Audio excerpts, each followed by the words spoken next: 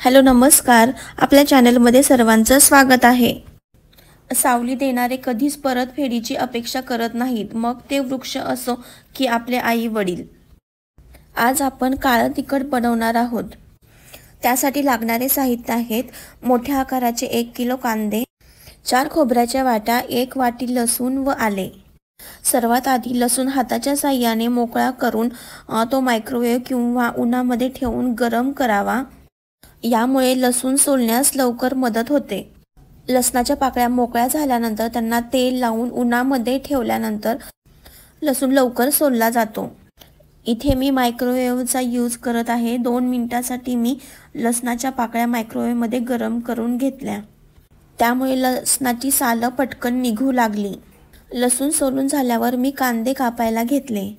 चटणीचा मसाला तयार करण्यासाठी शक्यतो मोठेच कांदे आणावेत आणि त्याचे 2 भाग करून मग त्यांचे सर्व टर्फल काढून घ्यावेत।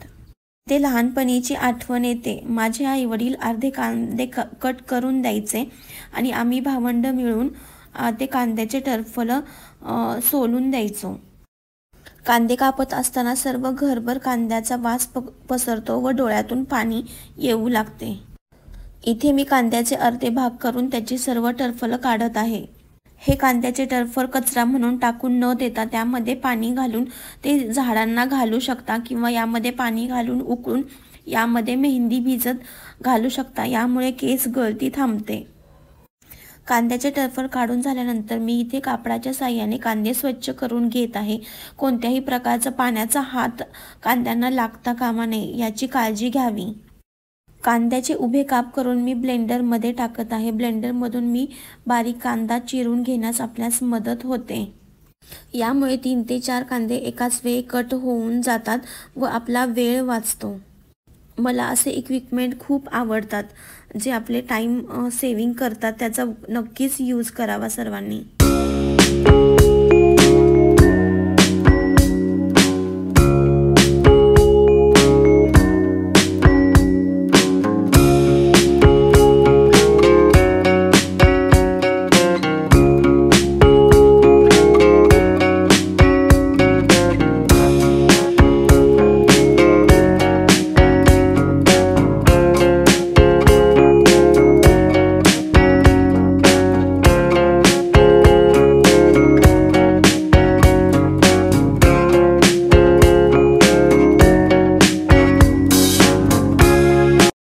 इथे आपला कांदा चिरून झालेला आहे। आता तो सिम गॅसवर ठेवून मंद आचेवर मी गोल्डन ब्राउन होईपर्यंत मी शिजवून घेणार आहे। कांदा शिजवताना झाकण ठेवून शिजवावे, तोपर्यंत मी खोबऱ्याचे बारीक काप करून घेत आहे। खोबरं खिसूनही घेऊ शकतो, पण मी काप करत आहे, ते मला जास्त सोयीचं वाटतं।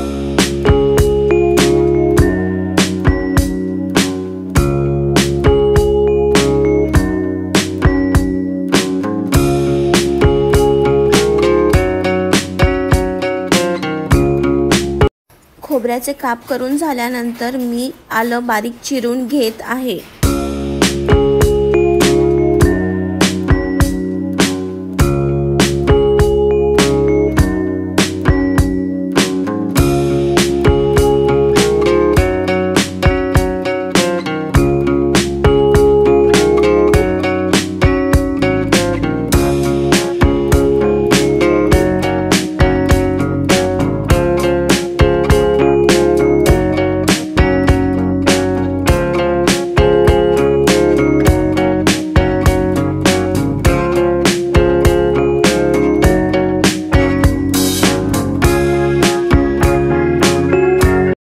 शिजत ठेवलेला कांदा अधूनमधून हलवावा, नाहीतर खालून लागण्याची शक्यता असते, करपू शकतो, म्हणून अधूनमधून तो हलवत राहावा। सुरुवातीस कांदा शिजवताना तेल टाकू नये। कांद्यातील मॉइश्चर सगळे निघून गेल्यानंतर मग तेल वापरावे। यामुळे कांदा चांगला शिजतो व जास्त काळ चटणी टिकण्यास मदत होते। कांदा शिजवण्यासाठी मोठे पातेल्याचाच वापर करावा। कांदा जरी आता जास्त दिसत असला तरी तो शिजून खूप श्रिंक होतो। साईडला मी खोबऱ्याचे काप गोल्डन ब्राउन होईपर्यंत भाजून घेणार आहे।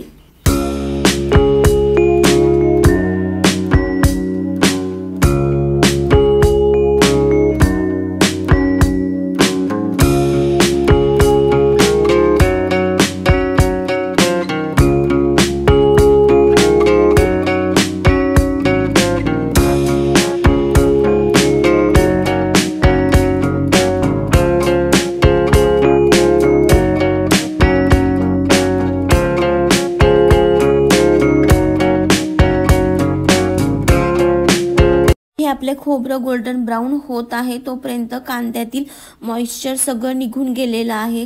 कांदा कोरडा होऊ लागला आहे की त्यामध्ये तेल ओतून ते तेलात भाजून घ्यायचं आहे। इथे तेलाचा वापर जास्त करू नये, फक्त कांदा भाजण्यापुरताच तेलाचा वापर करावा। कांदा सतत हलवत भाजून घ्यावा, नाहीतर खालून करपण्याची शक्यता असते। बिलकुलही करपून देऊ नये, नाहीतर करपट वास येऊ शकतो। इथे आपले खोबरे भाजून झालेले आहे, त्यांना गोल्डन ब्राऊन असा कलर आलेला आहे।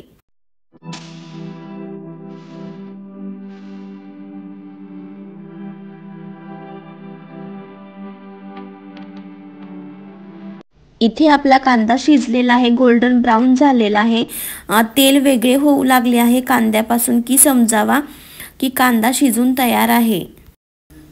शिजवलेला कांदा थंड होईपर्यंत मी खोबरे, आलं, लसूण यांची बारीक पेस्ट घेत आहे। हा मसाला वापरून तयार केलेली चटणीला काळं तिखट असे म्हटले जाते। चटणी मिसळण्यासाठी खास 1 दिवस दिला जातो। या मसाल्यामध्ये लाल तिखट मिक्स करून ते वर्षभर टिकते व रोजचे जेवण छान, सुंदर व चविष्ट बनते। मी लहानपणापासून माझी आजी आईला अशाच प्रकारे चटणी मिसळताना पाहत आलेली आहे। इथे मी मोठ्या मिक्सरच्या भांड्यामध्ये सर्व मसाले एकत्र करून बारीक करत आहे।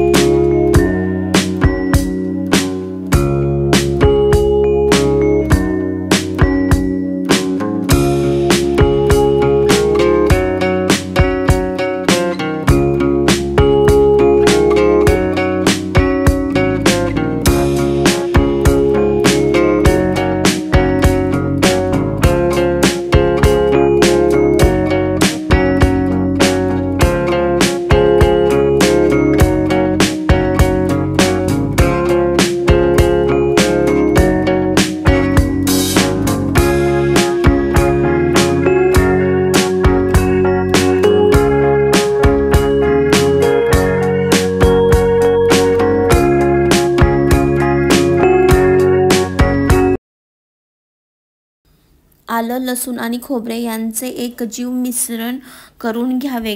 कोणते असं जाडसर मिश्रण नको, एकदम बारीक असं मिश्रण करून घ्यावे।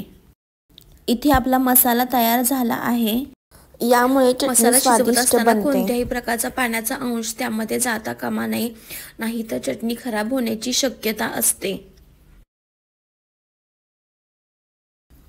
एका मोठ्या पातेल्यात मिरची पूड घेऊन त्यामध्ये तयार केलेला मसाला व मीठ सुरुवातीला मी स्पूनच्या साहाय्याने मिक्स करत आहे।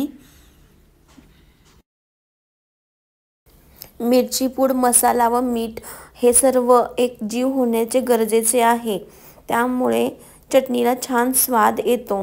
थोडा वेळ लागतो, पण ते थोडंसं मिक्स करून सर्व मसाला चटणीमध्ये मिक्स होऊन त्याला वेगळाच कलर येऊ लागतो।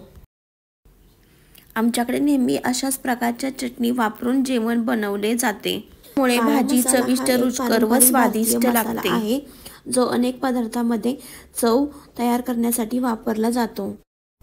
इथे मी हाताच्या साहाय्याने चटणी मिक्स करत आहे, कोणत्याही प्रकारच्या मसाल्याच्या गाठी राहता कामा नये। या चटणीच्या वापरामुळे तिखट पदार्थांना अप्रतिम चव देण्यासाठी आणि आरोग्याच्या दृष्टीने अनेक फायदे देण्यासाठी उपयुक्त आहे।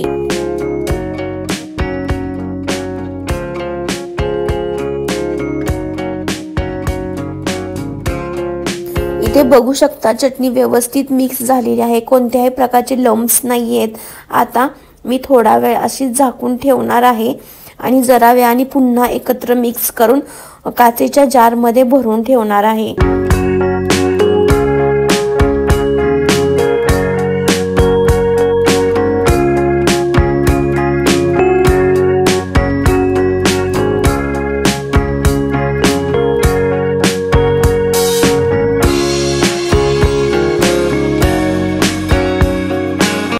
इथे आपली चटणी तयार आहे। आता मी ग्लास जारमध्ये भरून ठेवणार आहे।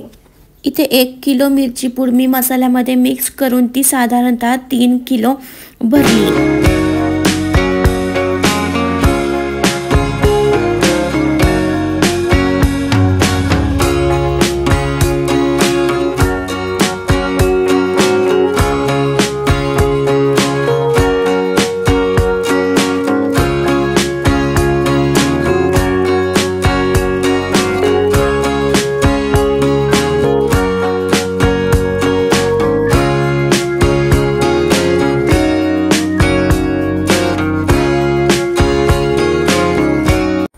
ग्लास जारमध्ये चटणी भरल्यानंतर वरून कापड लावून ते एका दोऱ्याच्या साहाय्याने किंवा सुतळीने ते बांधून घ्यावे.